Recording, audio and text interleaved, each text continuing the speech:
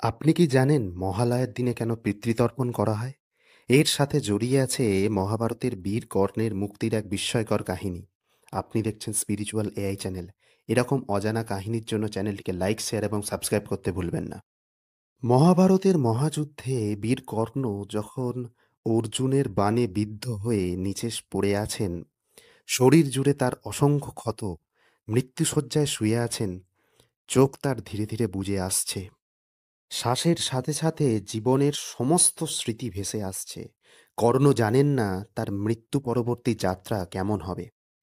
প্রাণত্যাগের পর কর্ণের আত্মা আলো অন্ধকারের মিশ্র এক পথে যাত্রা শুরু করল।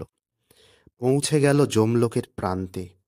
যমরাজ স্বয়ং তাকে অভ্যর্থনা জানালেন, কিন্তু কিছুক্ষণ পর কর্ণ বুঝতে পারলেন তার মুক্তি মিলছে না।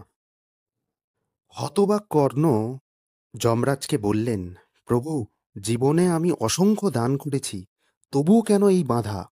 যমরাজ শান্তভাবে বললেন, তুমি সোনা, ধন, ভূমি সবকিছু দান করেছ, কিন্তু একবারও পূর্বপুরুষদের জন্য পিতৃতর্পণ করনি। কর্ণ তখন বিস্ময়ে বললেন, আমি তো আমার পূর্বপুরুষদের চিনি না। মৃত্যুর কয়েকদিন আগে আপনার আশীর্বাদে আমার জন্ম পরিচয় জানতে পেরেছি মাত্র। যমরাজ তখন করুণ দৃষ্টিতে বললেন, তাহলে যাও, মর্তে ফিরে গিয়ে তোমার কর্তব্য পূরণ করো। গঙ্গার পবিত্র তীরে কর্ণ ফিরে এলেন। ভোরের প্রথম আলো নদীর জলে ঝিলিক দিচ্ছে। হাতে পবিত্র জলের কলস, হৃদয়ে গভীর শ্রদ্ধা। ধীরে ধীরে জল ঢালতে লাগলেন। তার মন্ত্রোচ্চারণে চারপাশ যেন থমকে গেল। প্রতিটি জল পৌঁছে যাচ্ছে পূর্বপুরুষদের আত্মার কাছে। তখন চারিদিক যেন আলোয় উদ্ভাসিত হয়ে গেল।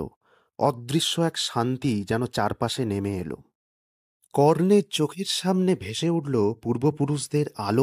তর্পণ সম্পূর্ণ হতেই আকাশের উজ্জ্বল দ্বার খুলে গেল।